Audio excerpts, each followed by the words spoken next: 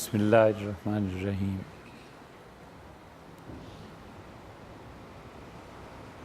پچھلی مرتبہ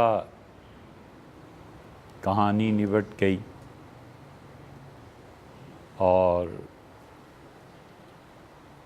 چیتے اور چھپکلی کی جو بحث تھی ختم ہوئی۔ وہ چیتا یہاں کسی بچے کو ملا؟ نہیں ملا، چھپکلی ملی ہوگی، کیونکہ اب گرمیاں آ رہی ہیں اور چھپکلی کے آنے کا موسم بھی آ رہا ہے۔ تو اس کے بعد ہم نے بات کی کہ گھاس پھوس کیا چیز ہوتی ہے۔ پھر ہمیں خیال آیا کیا بچے اگر غور سے سنیں، ہم آپ کو ایک لمبی کہانی سنائیں۔ کہانی ممکن ہے سال لگ جائے۔ جب آپ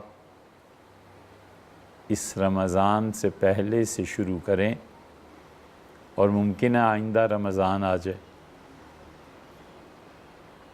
تو اتنی طویل کہانیاں پرانے زمانوں میں لوگ لکھا بھی کرتے تھے اور لوگ سنا بھی کرتے تھے۔ وہ کہانی بہت دلچسپ بھی ہے، اس کو سن کے جی چاہتا ہے کہ ہم بھی ویسے بن جائیں، اور کبھی کبھی رونا بھی آتا ہے کہ ہم ویسے کیوں نہیں بنے۔ یہ جو فارسی زبان کے ختم ہونے کا دور تھا، یہاں پہ پورے پاکستان اور ہندوستان میں لوگ مختلف زبانیں بولتے رہے۔ سکندر اعظم یونان سے جب آئے تھے تو یہاں پر ان کی فوج رہ گئی تھی، اور ٹیکسلا کے حکمرانوں نے سکندر اعظم کا بہت شاندار استقبال کیا تھا۔ سکندر تو کیا آتے، ٹیکسلا کے جو شہزادے تھے وہ بہت سارے دمبے، بکرے، گائیں، کپڑے، پیسے، سونا، چاندی، یہ سب چیزیں لے کر پہنچے اور سکندر اعظم نے ان کا پھر بڑا استقبال کیا۔ تو چنانچہ وہ یہاں سے گزرے اور انہوں نے ٹیکسلا والوں کو کہنا کیا تھا، وہ یہاں پہ رکے،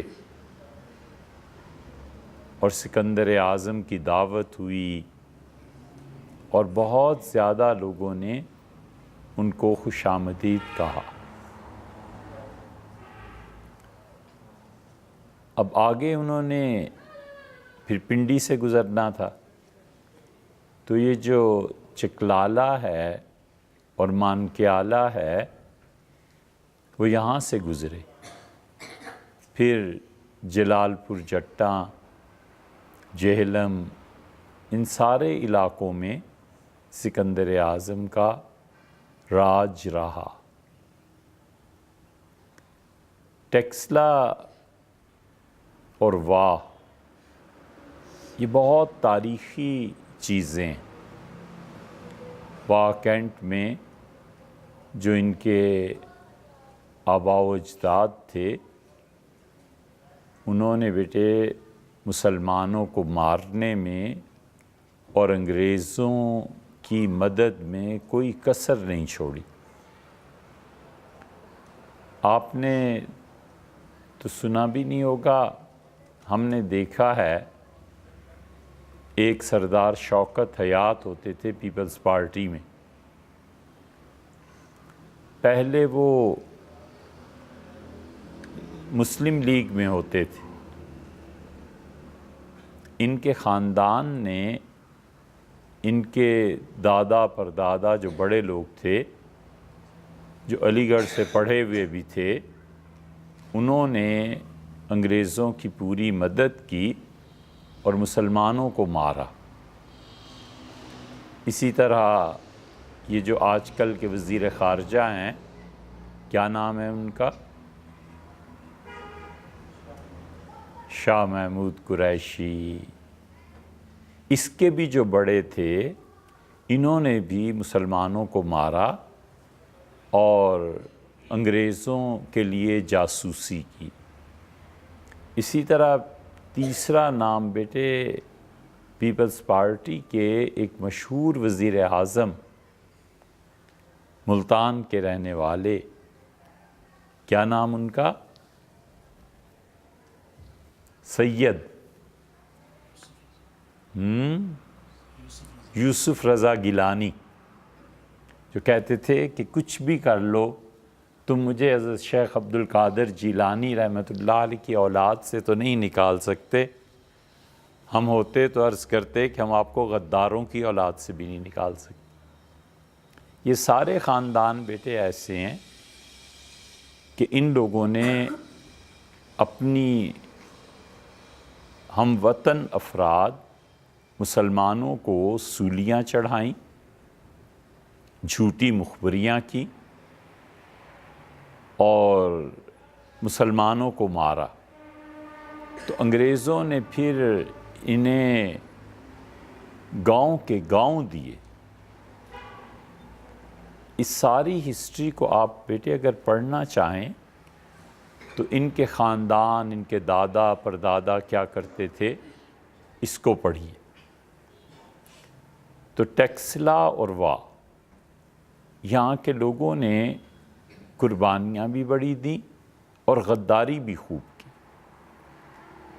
جتنا بر صغیر کو زوال اور نقصان ہوا، وہ یہی غدار اور یہی جن کی نسلیں آج ہم پہ مسلط ہیں، یہ سب یہی تھے بیٹے. ٹیکسلا کے متعلق ایک عجیب بات ہم نے پڑھی.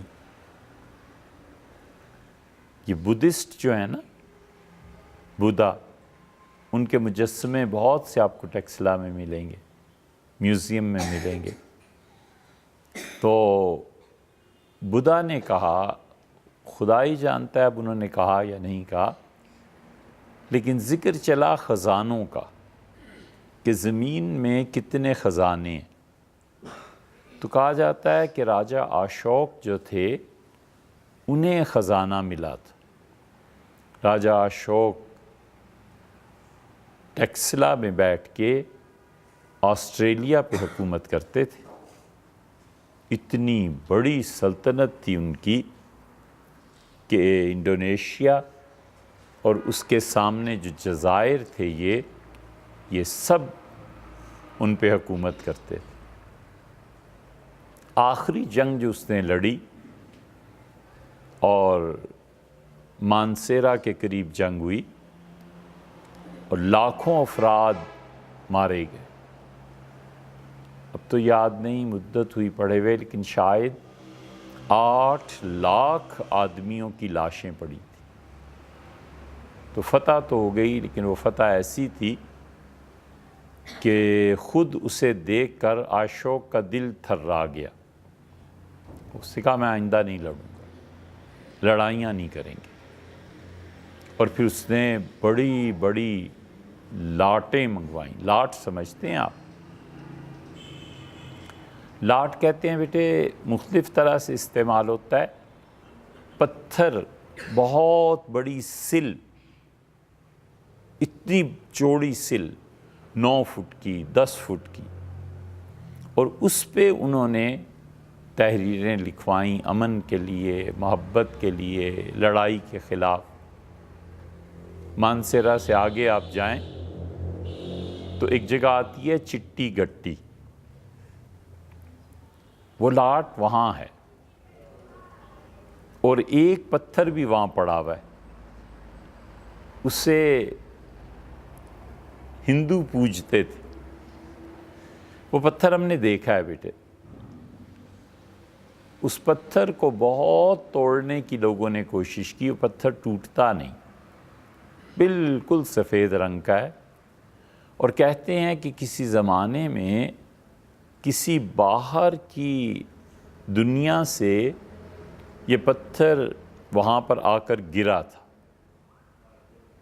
بہت شفاف پتھر ہے، بہت صاف۔ تو بدھا چونکہ اس علاقے میں تھے تو اس کے اچھے لوگوں میں بدھا کے سامنے ذکر ہوا، یعنی اس علاقے میں تھے کہ ان کا مذہب یہاں پر بہت پھیلا۔ بدھا کے مذہب کو اللہ تعالیٰ نے بہت برکتوں سے نوازا۔ ہمیں نہیں معلوم کہ اس کے اپنے مذہب میں کہیں شرک ہو، بعد والوں نے شرک کیا۔ تو بدھا سے کہا گیا کہ دنیا میں بہت سے خزانے ملے، تو بدھا نے کہا کہ ایک خزانہ ٹیکسلا میں بھی ہے، اور میرے جیسا ایک آدمی آئے گا قیامت کے ختم ہونے سے پہلے، اور وہ اس خزانے کو نکالے گا۔ تو ایک خیال ہوا کہ اچھا، اس کا مطلب یہ ہے کہ حضرت عیسیٰ علیہ السلام کی تشریف آوری پر اگر یہ بات درست ہے تو ٹیکسلا تشریف لائیں گے، اور اس وقت یہ خزانہ ان کے لیے زمین اگل دے گی۔ پھر ہمیں خیال آیا کہ ہم جلدی سے اپنی گاڑی میں پٹرول بھروا لیں، ایسے نہ ہو عیسیٰ علیہ السلام آ جائیں تو ہم گاڑی میں پٹرول ہی نہ ہو تو ہم فوراً پہنچیں گے حضرت کے پاس۔ ٹھیک ہے نا؟ تو آپ سائیکل پہ جائیں گے، موٹر سائیکل پہ ہیں، کچھ کرو۔ تو سیدنا مسیح علیہ السلام غالباً اگر وہ بات سچی ہے تو بیٹے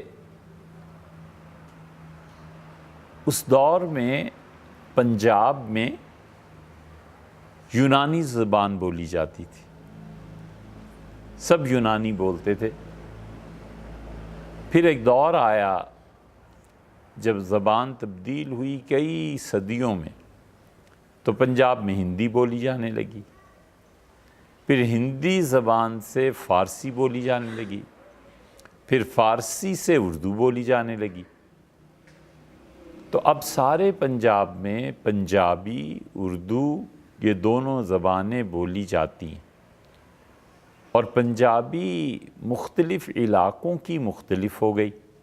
لاہور کی پنجابی الگ ہو گئی، اور ملتان کی پنجابی الگ ہو گئی، اور جہلم کے قریب آئیں تو یہاں پھر زبان بدل گئی۔ گجرانوالہ میں چلے جائیں، وہ تو گجرانوالہ کے لوگ، وہ تو زبان کے ماہرین میں سے گنے جاتے ہیں۔ ہر جگہ کی زبان الگ الگ ہے، اور اگر آپ پنڈی پہنچ جائیں تو یہاں کی زبان الگ ہے، پھر پنڈی سے اگر آپ ادھر آ جائیں کشمیر کے علاقے اور ادھر کی زبان الگ ہے۔ تو فارسی کے اختتام کے بعد، یا فارسی جب اپنے آخری دموں پہ تھی، تو اردو کے بہت بڑے بڑے شعراء پیدا ہوئے۔ اردو کے شعراء میں جو فارسی کے بالکل آخری دور میں، یا فارسی کے کچھ عروج کے دور میں، اور اردو کے آغاز کے دور میں پیدا ہوئے، کون کون تھے؟ آپ کسی شاعر کا نام لیں جنہوں نے فارسی میں شعر کہے ہوں، اونچا بولیے جی بیٹے، جی خوب۔ علامہ اقبال نے فارسی میں شاعری کی ہے، اور ان کی فارسی کی شاعری ان کی اردو کی شاعری سے کہیں زیادہ بلند و بالا ہے۔ بہت کچھ انہوں نے فارسی میں کہا ہے، اور ان کی اردو بھی کچھ فارسی سے کم نہیں ہے، بہت عمدہ، بہت شگفتہ اور بہت طاقتور اشعار انہوں نے کہے۔ اور آپ بتائیے، کیونکہ علامہ اقبال کا انتقال ہوا ہے 1938 میں، اور 1938 تک بھی لوگ فارسی نظم میں اور نثر میں لکھا کرتے تھے، نظم میں بھی نثر میں بھی۔ نظم جہاں مصرے ہوتے ہیں نا، 2 شعر ہوتا ہے، اور نثر کا مطلب یہ ہے کہ جس میں شاعری نہیں ہوتی بلکہ سادہ طور پہ کوئی بات لکھی جاتی۔ نثر کہتے کس کو ہیں؟ نثر عربی زبان کا لفظ ہے، اور عربی زبان میں نثر کہتے ہیں بکھیر دینا۔ موتی بھرے مٹھی میں اور بکھیر دی، سکے بھرے اور لٹا دیے،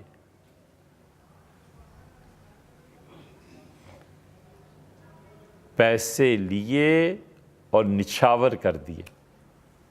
نثر کہتے ہیں پھیلا دینا، ٹھیک ہے؟ اور کسی اور شاعر کا نام لیجیے آپ، کہیے۔ شیخ سعدی رحمۃ اللہ علیہ بیٹے ہندوستان آئے تھے، لیکن وہ یہاں کے شاعر نہیں تھے، وہ ایران کے شاعر تھے، اور انہوں نے فارسی کلام کہا، گلستان، بوستان، یہ ساری چیزیں۔ اگلے سال فارسی کا نصاب جو یہاں بعض بچے پڑھیں گے، وہ شیخ سعدی رحمۃ اللہ علیہ کو بھی پڑھیں گے، اور وہ ہندوستانی نہیں تھے، اور وہ فارسی کے اپنے جس دور میں پیدا ہوئے ہیں بہت مضبوط اور بہت عروج کا دور تھا۔ ہمارے ہاں جو لوگ پیدا ہوئے، مختلف لوگ، لیکن بنیادی طور پہ یہ ہندوستانی ہوتے تھے، اس کے باوجود وہ فارسی کے ایسے بڑے شاعر تھے کہ ایران کے شعراء بعض اوقات ان کا مقابلہ نہیں کر سکتے۔ آپ کے ہاں فارسی کے بہت اعلیٰ کلام کے شعر آپ کو ملیں گے غالب کے ہاں۔ مرزا غالب جو تھے بہت اچھے اشعار کہتے تھے۔ فارسی میں جو ان کا کلام ہے، اردو تو اس کے مقابلے میں کوئی چیز ہی نہیں ہے۔ فارسی بہت اچھی اور بہت الفاظ استعمال کرتے تھے، اچھے ترکیبیں بہت اچھی استعمال کرتے تھے۔ خواجہ میر درد تھے، خواجہ میر درد فارسی میں لکھتے تھے، بولتے تھے، اور میر تقی میر کے بھی اشعار ہیں۔ اور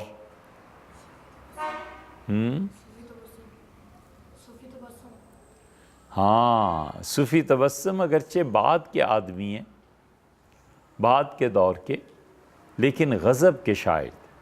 صوفی تبسم بیک وقت پنجابی، اردو، فارسی، ان ساری زبانوں میں شعر نہ صرف کہتے تھے بلکہ وہ شعر کا ترجمہ بھی شعر سے کرتے تھے۔ فارسی کا شعر ہے نا، اس کا ترجمہ وہ پنجابی میں کر دیتے تھے شعر کے ذریعے۔ بہت عمدہ۔ اس کی ایک مثال آپ کو دیں، غالب نے فارسی میں ایک غزل کہی ہے، اور غالب جس سے بھی انہیں تعلق خاطر تھا، وہ کہتے ہیں کہ اگر تم مجھ سے ناراض ہو کے جا رہے ہو تو دیکھو، بجنازہ گر نہ آئی بمزار خواہی آمد، تو تم میرے جنازے میں نہیں آؤ گے نا، لیکن ایک دن آئے گا جب تم میری قبر پہ تو آؤ گے، تمہیں دکھ ہوگا کہ تم نے کیسے اچھے دوست کو چھوڑ دیا۔ صوفی تبسم نے اس کا ترجمہ پنجابی میں کیا، پنجابی کی ان کی مشہور غزل ہے، اس میں انہوں نے اس کا ترجمہ کرتے ہوئے کہا کہ جے تو میرے جنازے تے نہیں آونا، راہ تکدہ ہے میری مزار آج۔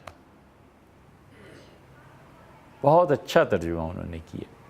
صوفی تبسم بیٹے اتنے بڑے آدمی تھے کہ ہم نے خود دیکھا انہیں، یہ فیض احمد فیض اور یہ بڑے بڑے جو شعراء تھے، ان کو جوتا پہنانے میں اپنی عزت محسوس کرتے تھے۔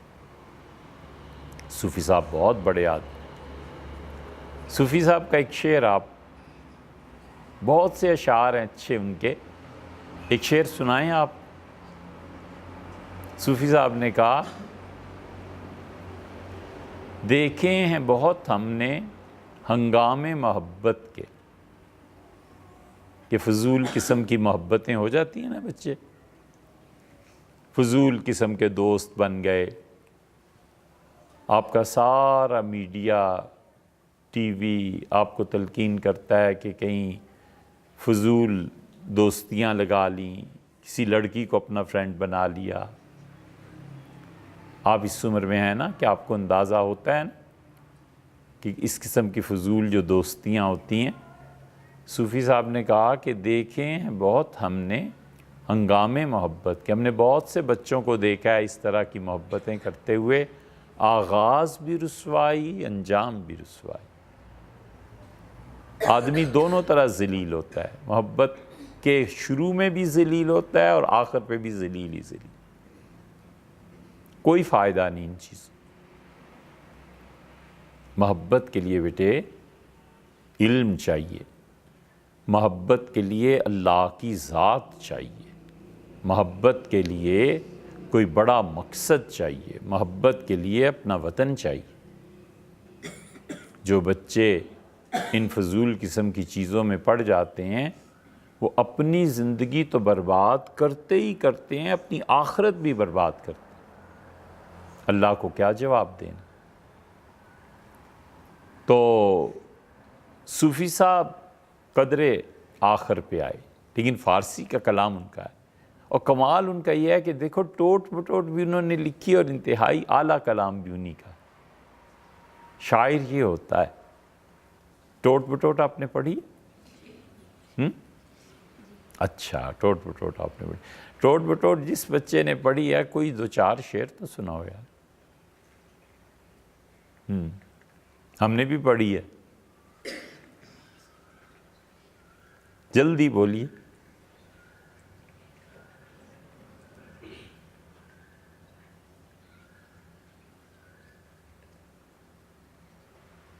مرغے میں نے انڈا دیا،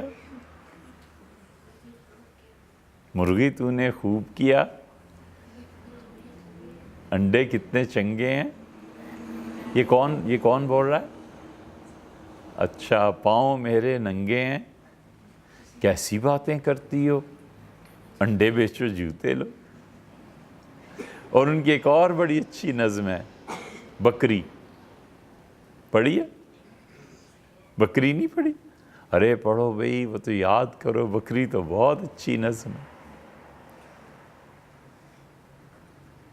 دل ہی دل میں ڈرتی تھی وہ، اور بہت بہت اچھے مصرے ہیں ان کے۔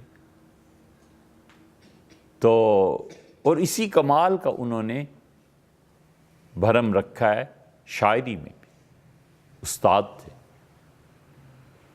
اسی طرح بیٹے ایک بڑے شاعر مومن تھے، مومن کا جلدی انتقال ہو گیا۔ اگر اللہ تعالیٰ انہیں زندگی دیتا تو وہ کوئی معمولی آدمی نہیں تھے، وہ غالب کے اشعار کو دیکھتے تھے اور غالب ان کے معترف تھے۔ مومن اتنے بڑے شاعر تھے۔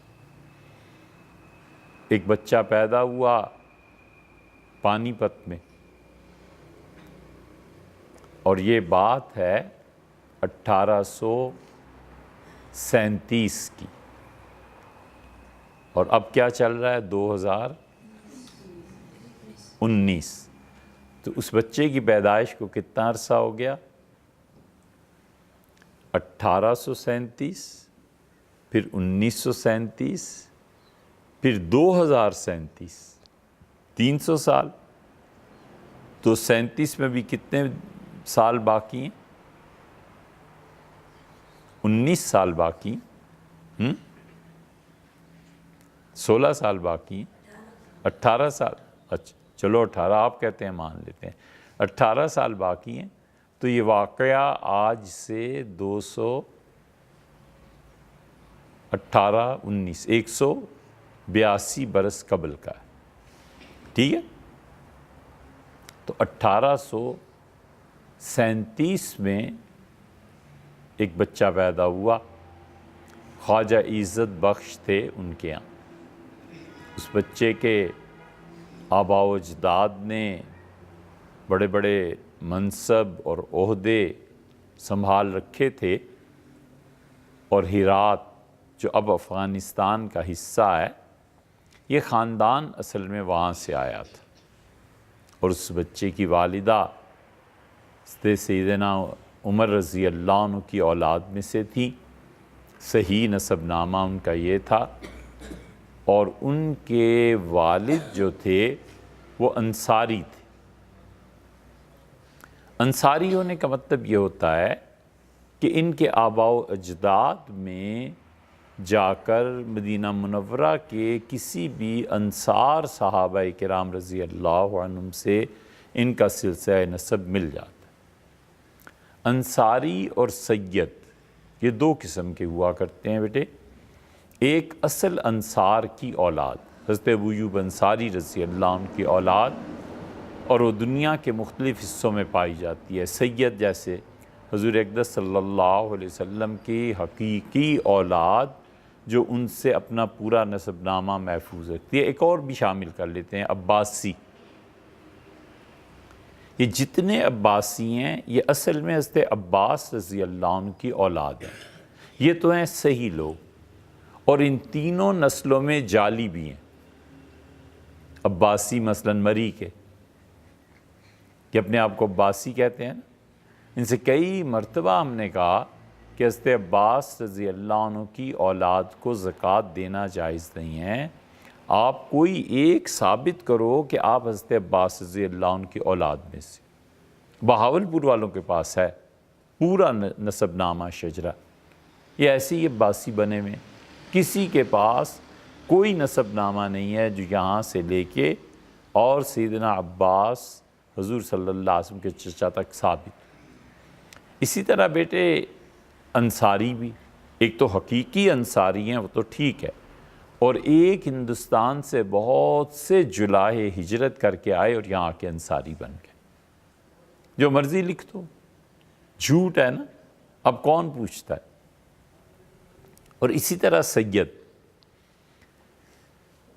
کراچی میں ایک مقدمہ چلا، اور سید تھے، ان کی زمینیں تھیں، ان کی ہندوستان میں زمینیں تھیں، تو یہاں آئے سندھ میں، اور انہوں نے یہ غور سے سنو تو تب تمہیں سمجھ آئے، تو انہوں نے جج صاحب سے کہا کہ جج صاحب اتنی زمینیں ہماری وہاں تھیں، اس کے عوض بدلے میں زمین ہمیں کراچی میں بھی دیں۔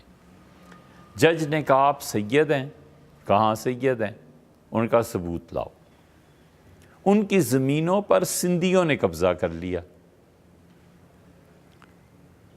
تو جج سے کہا یہ زمینیں ہماری ہیں، اس سے کہا ثبوت لاؤ تم سید ہو، ان کا ہم ثبوت لے آئیں گے۔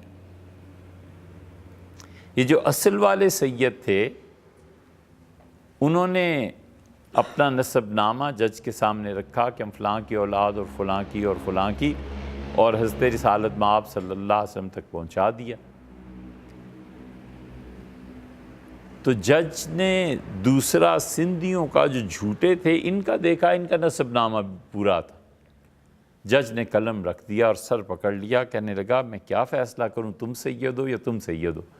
تو جو سید تھے نا اصل والے، انہوں نے کہا جی یہ سید تو ہمارے سامنے کے، ہم گواہی دیتے ہیں یہ سید ہیں کیونکہ کل ہی بنے ہیں۔ انہوں نے کہا کل ہی انہوں نے اپنا نسب نامہ لکھا ہے، آپ میں سے جو ہنسے ہیں نا اس کا مطلب ہے آپ سمجھ گئے ہیں لطیفہ۔ تو اس سے انصاریوں کے ہاں ایک بچہ پیدا ہوا، اور اس بچے کا نام انہوں نے رکھا الطاف حسین۔ الطاف حسین، الطاف لطف، لطفہ۔ لطفہ کا اصل مطلب ہے عربی زبان میں کسی سے محبت سے پیش آنا، کسی پر احسان کرنا، کسی کے ساتھ مہربانی کرنا۔ تو اس بچے کے اور بہن بھائی بھی تھے، بچہ بڑا ہوا اور ان کے والد کا انتقال ہو گیا۔ اللہ ہی حقیقی وارث ہوتا ہے بیٹے، اور اللہ ہی حقیقی طاقت ہے، اللہ ہی کی ذات ہے جو اپنے بندوں کو سنبھالتی ہے، اللہ ہی کی ذات ہے جو پرورش بھی کرتی ہے، اور اللہ ہی کی ذات ہے کہ انسان اگر خود صحیح رہے نا تو خدا کسی کو نہیں بگاڑتا۔ اس لیے ان کے بڑے بھائی نے ان کی پرورش کی، تربیت کی، اور الطاف حسین صاحب جو تھے وہ آہستہ آہستہ وہاں پڑھنے لگے، اور پانی پت اپنی قرأت کے لیے ویسے بھی مشہور تھا۔ آپ میں سے کوئی پانی پتی بھی ہے؟ ہیں بچوں؟ کیوں قاری صاحب آپ پانی پتی ہیں؟ مجھے لہجہ ہوتا ہے بس اس میں۔ ہاں لیکن آپ بھی ہیں۔ پانی پتی جو ہے اصل میں لہجہ ہے۔ قاری عبدالرحمن صاحب رحمۃ اللہ علیہ وہاں تھے اور بہت اچھا پڑھتے تھے، ہمارے اساتذہ بھی پانی پتی، تو پانی پتی لہجے میں قرآن پاک پڑھنا آہستہ آہستہ وہ پورے ہندوستان میں پھیلتا چلا گیا۔ تو یہ چونکہ پانی پت میں ہی پیدا ہوئے تھے تو انہوں نے پانی پت کے لہجے میں ہی قرآن پاک پڑھا، اور پھر اللہ تعالیٰ نے بڑا اچھا ذہن دیا تھا۔ الطاف حسین جو تھے وہ بہت تھوڑی مدت میں قرآن پاک کو انہوں نے حفظ کر لیا، اور پھر قرآن پاک سنانے بھی لگے، اور طلب پیدا ہوئی اور جستجو پیدا ہوئی، تو الطاف حسین نے پڑھنا شروع کیا، اور ابھی وہ کچھ ہی کتابیں پڑھ پائے تھے اور عمر ان کی بہت تھوڑی تھی، تو ان کے بڑے بھائی جو تھے انہوں نے ان کو کہا کہ میں آپ کی شادی کرنا چاہتا ہوں۔ اس وقت الطاف حسین کی عمر 17 سال تھی۔ انہوں نے بہت کہا کہ بھیا میں پڑھنا چاہتا ہوں اور میری عمر بڑی ابھی تھوڑی ہے، تو انہوں نے کہا نہیں ہو سکتا، ماموزاد بہن جو ہیں اس کے ساتھ آپ کی شادی ہو گئی۔ اور الطاف حسین بہت شریف، سنجیدہ، اور اللہ نے بڑی خوبیاں انہیں عنایت کی تھیں۔ 17 سال کی عمر میں شادی کے بعد انہیں علم کی اتنی طلب تھی، اتنی جستجو تھی کہ انہوں نے ایک رات سب گھر والوں کو چھوڑا اور اپنے کپڑے لیے، اور تھوڑا سا ہی فاصلہ ہے لیکن اس زمانے میں ٹرین نہیں چلی تھی، اس زمانے میں بسیں ایسے نہیں چلا کرتی تھیں، اور 50-60 میل کے فاصلے پہ دلی تھی، وہ دلی چلے گئے اور پڑھنے لگے۔ تعلیم حاصل کی انہوں نے، صرف اور نحو کی کتابیں پڑھیں۔ ان کے گھر والے پریشان کہ ہمارا بچہ گیا کہاں ہے، لیکن بہرحال ان کے گھر والوں کو پتہ چل گیا اور ان کے گھر والے انہیں واپس لے آئے۔ پھر اللہ تعالیٰ نے انہیں اولاد سے نوازا اور ایک بیٹا ان کے ہاں ہوا۔ پھر اس کے بعد ان کے پڑھنے کا ذوق اور بڑھ گیا، اور پھر وہ اپنی بیوی سے بات کر کے اور پھر دلی چلے گئے۔ کئی مرتبہ وہ دلی آئے اور گئے، اور دلی میں جو بڑے بڑے اساتذہ تھے انہوں نے ان سے فارسی پڑھی، عربی پڑھی، اور پھر ایک ملاقات ان کی ایسی ہوئی کہ وہ گھر جب آئے ہیں تو گھر والوں نے کہا کہ بھئی اس زمانے میں علم اور ادب کی خدمت سے پیٹ نہیں بھرتا، تو تمہیں کوئی کام کرنا چاہیے۔ وہ دلی گئے، اور دلی میں لوہاروں میں اس وقت نواب شیفتہ تھے۔ نواب شیفتہ اتنے اچھے شاعر تھے، اتنے بڑے آدمی تھے کہ غالب نے فارسی میں ایک شعر کہا۔ غالب نے کہا کہ جب تک نواب شیفتہ کسی شعر کی داد نہ دے دیں، پسند نہ کر لیں، میں اپنے دیوان میں اس شعر کو ہی درج نہیں کرتا۔ یہ کہہ کے غالب نے انہیں اپنا بھی استاد مانا، نواب مصطفیٰ خان شیفتہ، ان کے پڑ پوتے اور اس کی بھی بعد کی نسل کبھی کبھی یہاں آتے ہیں۔ نواب صاحب بڑے کمال کے آدمی تھے اور دین اور دنیا دونوں میں انہیں کمال حاصل تھا۔ دین کے اس اعتبار سے کہ وہ حضرت شاہ عبد الغنی صاحب مجددی رحمۃ اللہ علیہ کے خلیفہ بھی تھے، اور شاعری تو اس غضب کی کرتے تھے کہ کوئی آدمی ان کے استاد ہونے میں شبہ کا اظہار نہیں کرتا۔ نواب مصطفیٰ خان شیفتہ سے حال ہی کی ملاقات ہوئی، ان کی ملاقات ہوئی الطاف حسین کی، اور الطاف حسین جو تھے ان کو انہوں نے مقرر کیا کہ تم میرے بچوں کی تربیت کرو۔ 8 سال تک نواب مصطفیٰ خان شیفتہ اور الطاف حسین اکٹھے رہے۔ وہ ان کے بچوں کو لکھنا، پڑھنا، اٹھنا، بیٹھنا، ساری تہذیب، ساری تعلیم دیتے تھے، اور ان دونوں کا بڑا تعلق بنا۔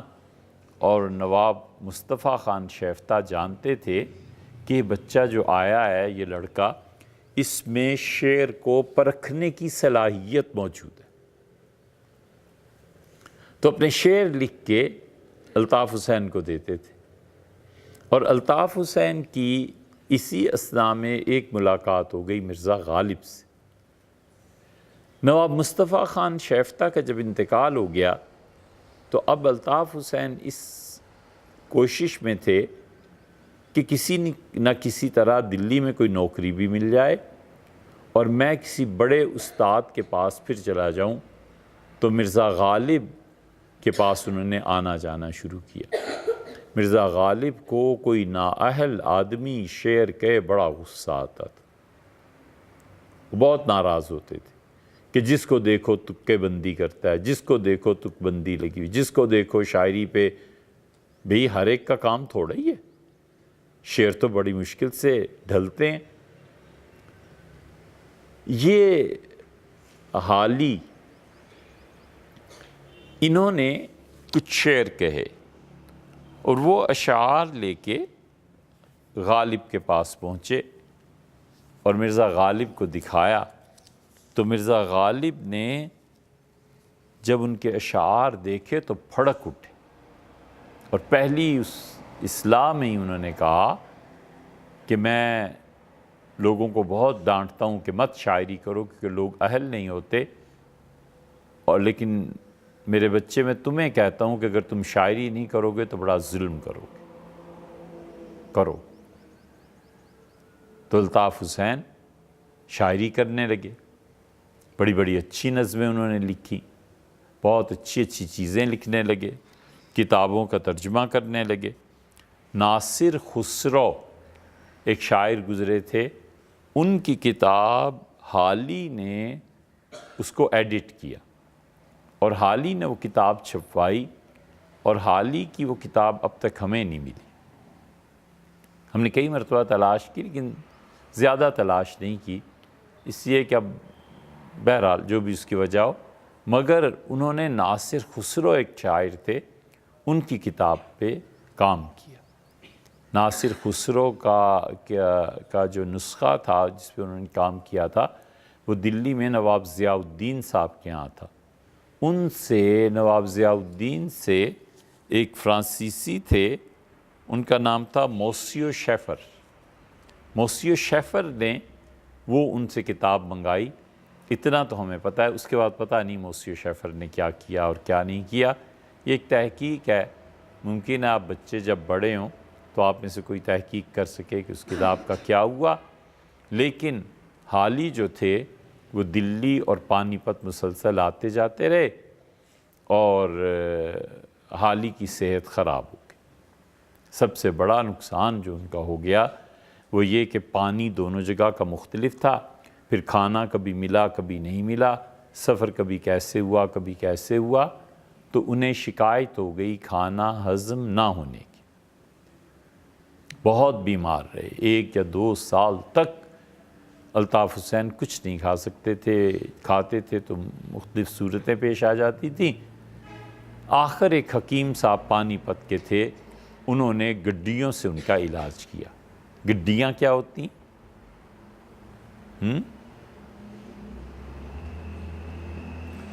بکرے کے گھٹنے کے جو جوڑ ہوتے ہیں نا، اس سے علاج کیا. انہوں نے کہا اس کا پلاؤ کھایا کیجیے، اس کا سوپ پیا کیجیے، حالی اس سے ٹھیک ہو گئے. پھر حالی گئے اور دلی میں جا کر انہوں نے مرزا غالب کے یہاں حاضری دینی شروع کی. اور پھر ایک بات یہ بھی پیش آ گئی کہ حالی نے، وہ ان پہ مذہب کا رنگ غالب تھا، نماز بہت پابندی سے پڑھتے تھے. انہوں نے حرکت یہ کر دی کہ ایک خط مرزا غالب کے نام لکھ دیا اور اس میں لکھا کہ آپ اتنے اچھے شاعر ہیں، اتنے بڑے آدمی ہیں، آپ نماز پڑھا کریں، اور آپ اگر وضو نہیں کر سکتے تو تیمم کیا کریں، اور آپ اس طرح کریں اور اس طرح کریں. غالب نے جب یہ خط پڑھا کہ یہ کل کا بچہ مجھے نماز کی تلقین کر رہا ہے، بہت ناراض ہوا اور انہوں نے اس کا جواب لکھا. وہ جواب لے کے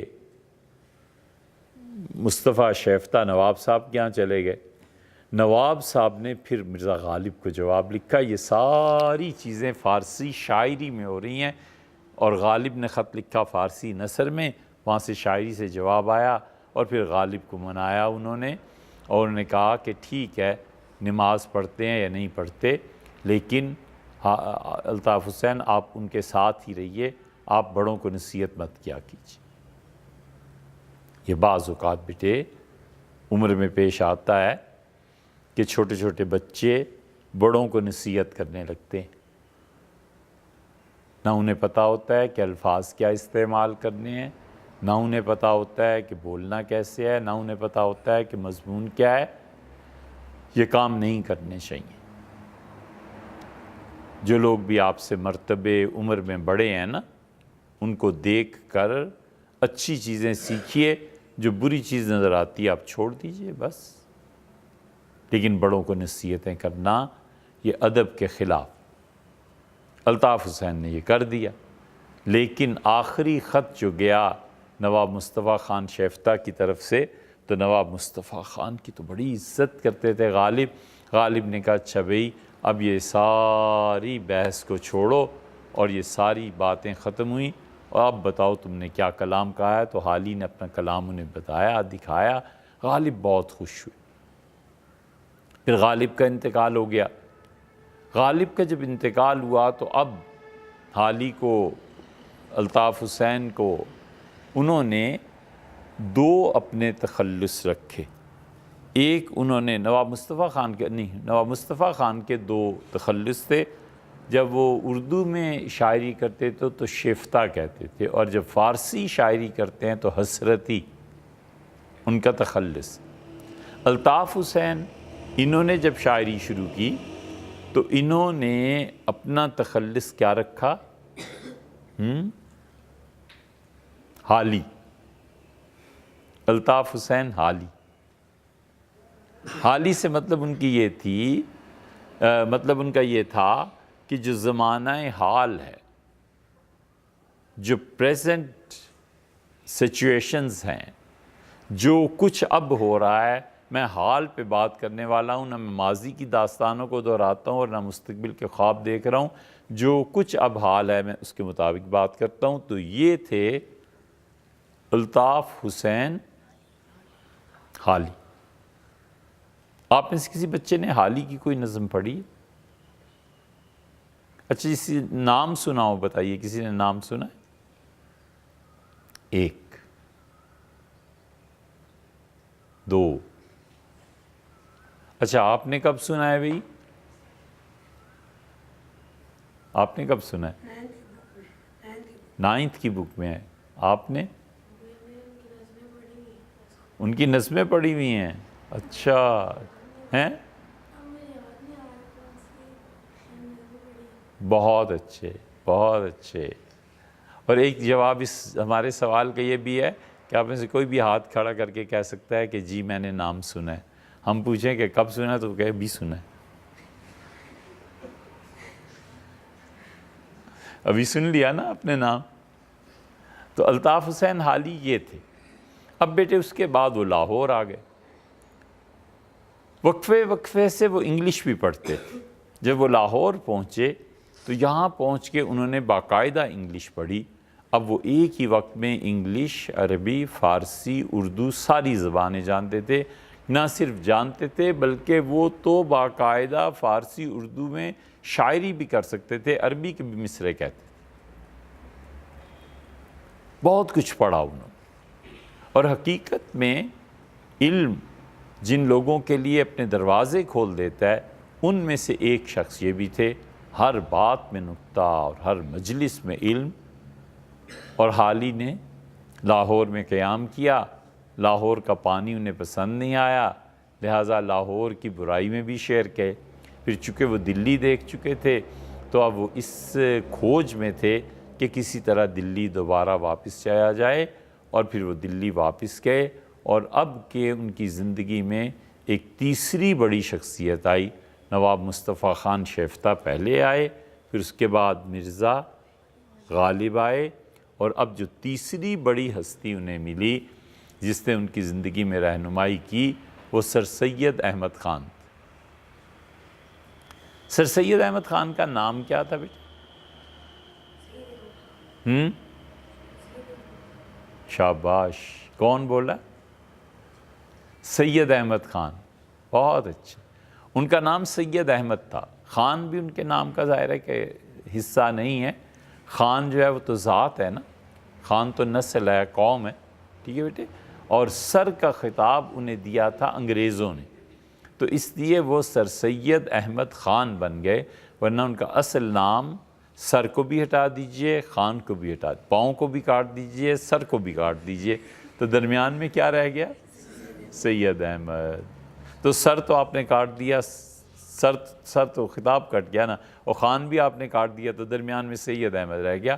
ان کا اصل نام سید احمد۔ اچھا بھئی، ایک بات آپ کو بتائیں، آپ ممکن ہے کبھی ہماری باتیں سنیں، ایک سید احمد خان وہ ہیں جن سے ہم ہاتھ ملاتے ہیں اور وہ بڑے اچھے لگتے ہیں ہمیں، وہ سر سید احمد خان ہیں جنہوں نے مسلمانوں کے لیے کام کیا، بہت اچھے کام کیے۔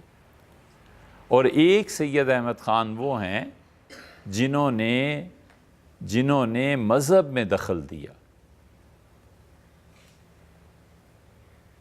یہ جب ہمیں نظر آئے نا تو منہ پھیر لیتے، تباہی پھیلا دی، برباد کر دیا انہوں نے، سینکڑوں نہیں ہزاروں لوگوں کے عقیدوں کو انہوں نے برباد کیا۔ اس لیے سر سید احمد خان جب وہ ہم دیکھتے ہیں انہیں کہ انہوں نے کیا کیا اچھے کام کیے، ہاتھ ملانے کو جی چاہتا ہے، اور جب ہم دیکھتے ہیں کہ انہوں نے کس قدر دین میں بگاڑ پیدا کیا، ہم باز آئے بھی ایسے سر سید سے۔ یہ ان کی زندگی کے دو پہلو ہیں، دو رخ ہیں، ایک رخ میں انہوں نے اچھے کام کیے ہیں اور دوسری سائڈ پہ انہوں نے برے کام کیے۔ اب جو انہیں شخصیت ملی وہ سید احمد کی تھی۔ سید احمد نے جو دیکھا الطاف حسین حالی کو، تو انہوں نے انہیں اپنے ہاں دعوت دی کام کرنے کی، اور حالی جب وہاں پہنچے، سر سید سے ملاقاتیں ہوئیں اور باتیں ان سے گفتگو اور یہ سب چیزیں، تو باتوں ہی باتوں میں سید احمد خان نے جان لیا کہ یہ تو ہیرا ہے، یہ تو آدمی اتنا بڑا ہے کہ یہ اب کہاں جائے گا۔ نتیجہ یہ کہ الطاف حسین حالی نے اپنی زندگی کے آخری 37، 38، 40 سال اسی شخص کے ساتھ کھپا دی، ایک طویل رفاقت۔ سر سید کے کوئی 15 سال بعد ان کا انتقال ہوا ہے حالی کا۔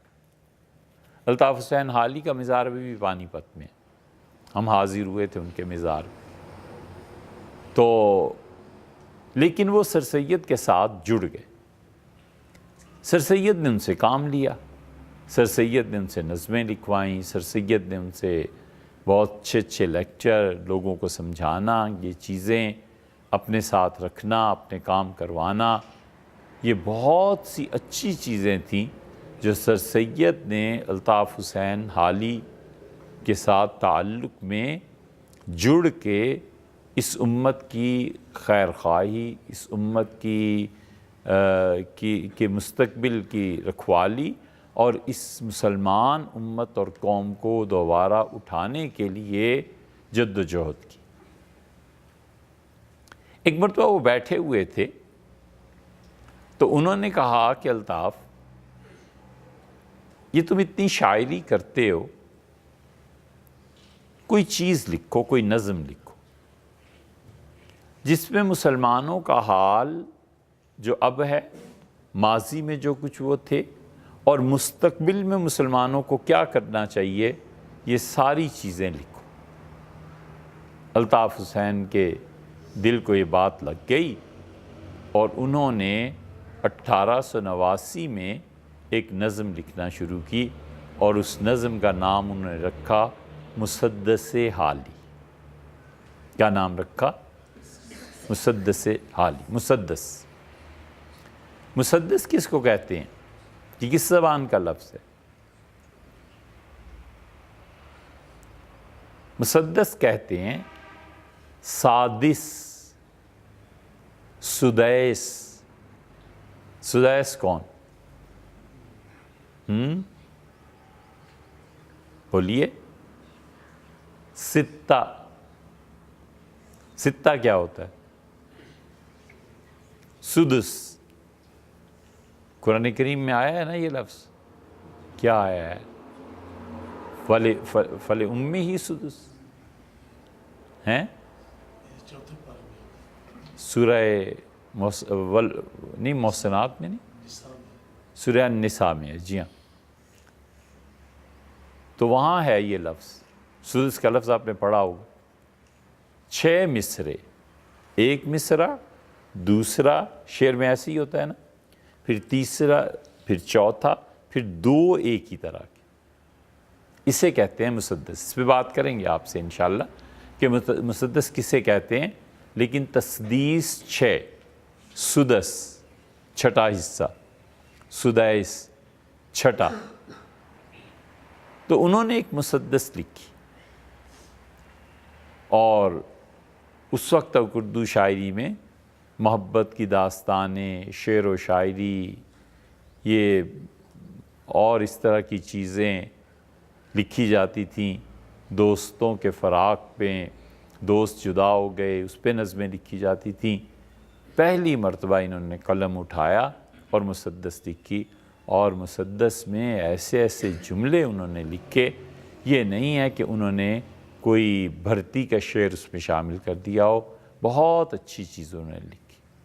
جب آپ اسے پڑھتے ہیں، جب آپ اسے سنتے ہیں، تو پھر آپ کو اندازہ ہوتا ہے کہ اس شخص کو کتنا کمال حاصل تھا، اور مسدس کا آغاز انہوں نے کیا، اور بظاہر یہ تھی کہ مسدس حالی اتنی زیادہ لوگوں میں پسند نہیں کی جائے گی، لیکن اللہ تعالیٰ نے اسے عجیب قبولیت بخشی، اور 1296 ہجری، پھر 1396 ہجری، اب کیا چل رہا ہے؟ 1400، تو 40 اور 96، 44، 144 سال پہلے انہوں نے یہ دیباچہ لکھا مسدس کا، اور انہوں نے اس کی شروع کیا اس کو اللہ تعالیٰ کی تعریف سے، اور حضرت رسالت مآب صلی اللہ علیہ وسلم کی نعت سے۔ اللہ کی جو تعریف کی جاتی ہے اسے حمد کہتے ہیں، حماد، اللہ کی تعریف بیان کرنے والا، اور انہوں نے لکھا ہے حامدم و مصلیً، حامدن اللہ کی تعریف کرتے ہوئے، و مصلیً اور حضور اقدس صلی اللہ علیہ وسلم پر سلام بھیجنے والا، اس سلام بھیجنے کے بعد یہ بات کہتا ہے۔ ایک ہے حضرت رسالت پناہ صلی اللہ علیہ وسلم پہ درود بھیجنا۔ یہ درود کیا ہے بیٹے؟ عربی میں کہتے ہیں صلاۃ۔ صلاۃ کے 16-17 ترجمے۔ صلاۃ کا ایک ترجمہ یہ ہے کہ رحمت کی دعا مانگنا، یہی صلاۃ جب فارسی میں آیا تو اس کی ٹرانسلیشن ہوئی فارسی میں، اسے کہتے ہیں درود۔ حضور صلی اللہ علیہ وسلم پہ صلاۃ بھیجو، یعنی ان کے لیے رحمت کی دعا مانگو۔ درود فارسی میں حضور صلی اللہ علیہ وسلم کے لیے رحمت کی دعا مانگو۔ پھر اردو میں آ گیا، اردو میں اور وسیع ہو گیا کہ نہ فاتحہ نہ درود۔ پہلا اس کا مصرع کیا ہے؟ مر گئے مردود، نہ فاتحہ نہ درود۔ آپ نے نہیں سنا؟ جو آدمی بہت غلط کام کر کے مرے نا، اور اس کے بعد کوئی اسے دعا دینے والا نہ رہے، جس کو خالص اردو میں کہتے ہیں کہ فلاں کا نام لیوا اور پانی دیوا نہ رہا، اس کو کہتے ہیں کہ مر گئے مردود، یعنی ایسا مردود آدمی تھا، ایسا خدا نے اسے رد کر دیا تھا، پھینک دیا تھا کہ اس کے بعد والے نہ فاتحہ پڑھتے ہیں، سورہ فاتحہ ثواب کے لیے، نہ فاتحہ نہ درود، اور نہ ہی اس کے لیے درود بھیجتے ہیں، یعنی رحمت کی دعا اس کے لیے مانگتے ہیں۔ درود اسے کہتے ہیں، ٹھیک ہے؟ اور ایک ہے سلام۔ تو مسلین کا مطلب یہ ہے کہ حضرت رسالت پناہ صلی اللہ علیہ وسلم پہ درود بھیجنا، یا آج درود کا دن ہے، جمعرات کو درود بھیجو۔ تو درود کا مطلب ہاں یہ نہیں ہے کہ حضور صلی اللہ علیہ وسلم کے لیے دعا مانگو، مطلب یہ ہے کہ جو تمہارے بڑے لوگ دنیا سے چلے گئے ہیں ان کے لیے کوئی کھانا پکا کے تقسیم کر دو، ان کے لیے اللہ سے دعا مانگو، کچھ کرو۔ یہ بات الگ ہے بیٹے، یہ جائز ناجائز کی بحثیں تو مفتی حضرات کرتے ہیں، لیکن لغت میں ڈکشنری میں صلاۃ کا مطلب ہے درود، اور درود کا مطلب اردو میں کیا ہے؟ رحمت کی دعا مانگنا۔ یہ کیوں لائے ہیں؟ حضور صلی اللہ علیہ وسلم نے فرمایا ہر وہ کام جو اللہ کی تعریف کے بغیر شروع کیا جائے وہ پورا نہیں ہوتا۔ تو انہوں نے اللہ تعالیٰ کی تعریف کی اور پھر حضور صلی اللہ علیہ وسلم پہ سلام بھیجا، جو یقیناً ہماری امتیوں کے ذمے فرض ہے، ضروری ہے کہ ہم رسول اللہ صلی اللہ علیہ وسلم کے لیے رحمت کی دعا خدا سے مانگیں، اور ہم ہر وقت ان کی تعریف کرتے رہیں۔ اس کائنات میں بیٹے یہ بات آپ کی سمجھ سے بہت بلند ہے، موت کے مدارج ہوتے ہیں اور وجود کے بھی مدارج ہوتے ہیں، لیکن یاد رکھو وجود اللہ نے ایک ہی بنایا ہے، اور وہ حضور صلی اللہ علیہ وسلم ہے۔ جب تک روحانی طور پہ جس شخص کا وجود ان کے وجود سے قائم رہتا ہے وہ موجود ہے، اور اگر روحانی طور پہ وہ وجود قائم نہیں رہا تو یہ لاش ہے، وجود نہیں، عدم ہے۔ تو بسم اللہ کے بعد یہ لکھ کے انہوں نے کہا کہ بلبل کی چمن میں ہم زبانی چھوڑی، بزم شعراء میں شعر خوانی چھوڑی، جب سے دل زندہ تو نے ہم کو چھوڑا، ہم نے بھی تیری رام کہانی چھوڑی۔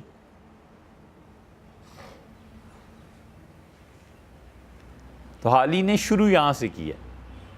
حالی کہتے ہیں کہ بلبل کی چمن میں ہم زبانی چھوڑی۔ بلبل کی آواز آپ نے سنی ہے؟ یہاں بولتی ہیں کبھی کبھی، بہت خوبصورت آواز ہوتی ہے۔ کہتے ہیں کہ بلبل اس کو محبت ہے پھولوں سے، تو وہ جب بولتی ہے، بات کرتی ہے، چہچہاتی ہے، کچھ کہتی ہے، تو پھول کا جگر شک ہو جاتا ہے اور پتیاں کھلتی ہیں۔ تو بلبل محبت سے بات کرتی ہے پھول سے۔ اچھا بھئی، یہ تو بڑی علمی بات ہو گئی۔ ایک بچے کو کسی نے سکھایا کہ بھئی کم بولا کرو، تو اگلے دن جب کلاس میں آیا تو اس نے کہا تخ۔ استاد بڑا حیران ہوا، اس نے یہ تخ کیا چیز ہوتی ہے؟ اس نے کہا جی تخت۔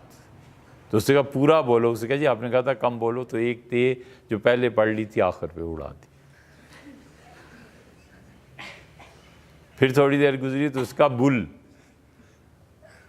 اب آپ سمجھ گئے؟ جو بچہ سمجھا ہو ہاتھ کھڑا کرے. وہ ہاں بہت سے سمجھ گئے. اس کے بل کیا ہے؟ اس کے بلبل. تو اس کا پورا کو اس کا ایک مرتبہ بل کہہ دیا. آپ نے کہا تھا کم بولا کریں تو آگے میں نے نہیں بولا. بعض بچے ایسے سادہ بھی ہوتے ہیں. بلبل چھوٹا سا پرندہ, اس کی محبت پھولوں سے, پھول سے اچھے لگتے ہیں, وہ پھولوں سے باتیں کرتی. حالی نے ایک اور جگہ بڑا اچھا شعر کہا ہے.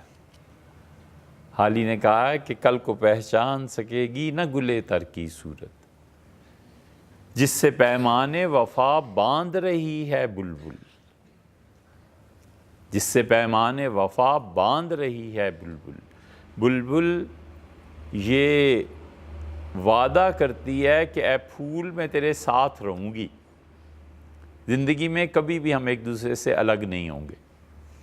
کبھی بھی بیٹے ایسی باتیں نہیں کرنی چاہیے, بہت بیہودہ بات. لیکن محبتیں ایسے ہی ہوتی ہیں کہ آدمی ساری زندگی اس کے ساتھ طے کر دیتا ہے کہ گزارنی ہے. جس سر سید کی ہم تعریف کرتے ہیں نا بیٹے, اس سر سید کے ایک دوست تھے زین. سر سید کے خطوط میں ہمیں یہ جملہ بہت اچھا لگا, بہت اچھا لگا. کاش لوگ ایسے ہوتے. انہوں نے زین کے ساتھ سر سید کو بڑا تعلق تھا, دوست تھے نا, بڑی محبت تھی.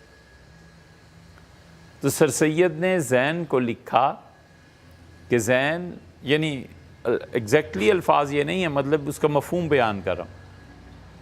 اور لکھا کہ زین تم سے مجھے اتنی محبت ہے کہ لوگ صبح اٹھتے ہیں تو اللہ کا نام لیتے ہیں, میری آنکھ کھلتی ہے تو تمہارا نام لیتا.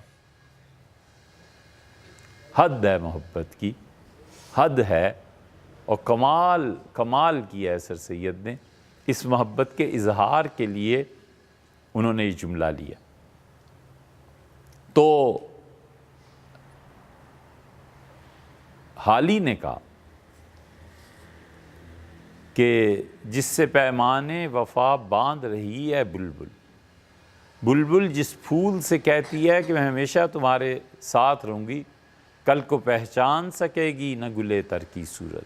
آج رات گزرنے دو, یہ پھول کل صبح تک ایسا مرجھا جائے گا کہ اس پھول کی صورت دیکھنے سے انکار کر دے گی. بلبل کہے گی یہ وہ پھول تھوڑا ہی ہے جو کل تھا. یہ ہے بات. تو اس لیے بلبل اسے پیار ہے کس سے؟ پھول سے. تو پھول کی تعریف کرتی ہے. یہ کہتے ہیں کہ بلبل کی چمن میں ہم زبانی چھوڑی, یعنی بلبل کی طرح جیسے وہ پھول کی تعریف کرتی ہے, میں بھی کسی کی تعریف کرتا رہوں, میں نے یہ چھوڑ دیا. بزم شعراء میں شعر خوانی چھوڑی. خواندن فارسی کا لفظ ہے نا, پڑھنا. شعر خوانی, شعر کو پڑھنا. قرآن خوانی, قرآن پڑھنا. ٹھیک ہے بیٹے, یہ لفظ ایسے بنتے. قصیدہ خوانی, قصیدہ پڑھنا. قصیدہ کیا ہوتا ہے؟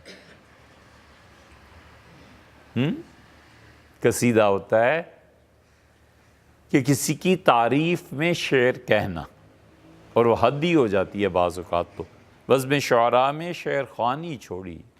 حالی کہتے ہیں کہ شعراء کے ہاں جا کر جو محفل مشاعرہ ہوا کرتی ہے, اس میں جا کر شاعری کرنا وہ میں نے چھوڑ دی. جب سے دل زندہ تو نے ہم کو چھوڑا, اے میرے دل جب سے تو نے مجھے چھوڑ دیا ہے, ہم نے بھی تیری رام کہانی چھوڑی, میں نے بھی تجھے چھوڑ دیا. جب تو فضول کاموں میں لگ گیا تو اب تیرے ساتھ مجھے کیا رہنا ہے؟ یہ عشق اور محبت اور پیار کی باتیں کیا کرنی ہیں؟ یہ جو رام کہانی اسے چھوڑ دی. رام کہانی کسے کہتے ہیں؟ رام کہانی ہوتی ہے بیٹے, رام کس کو کہتے ہیں؟ بھگوان, ایشور, رام. یہ سارے الفاظ ہندی زبان میں اللہ کے لیے استعمال ہوتے ہیں, وہ اپنے خدا کو کہتے ہیں. تو رام کہانی کوئی اللہ کی کہانی ہندو شروع کرے، لمبی کہانی جو ہوتی ہے نا اسے کہتے ہیں کیا رام کہانی ہے، یعنی اتنی لمبی کہانی، جیسے اب ہم نے شروع کیا ہے تو پتہ نہیں سال میں پورا ہوتا ہے کہ کب پورا ہوتا ہے، اتنی لمبی کہانیاں کہ اس کو سننے والے تنگ آ جائیں تو اسے کہتے ہیں کیا رام کہانی لگا رکھی۔ اب تنگ آ گئے، نہیں سمجھ آ رہی؟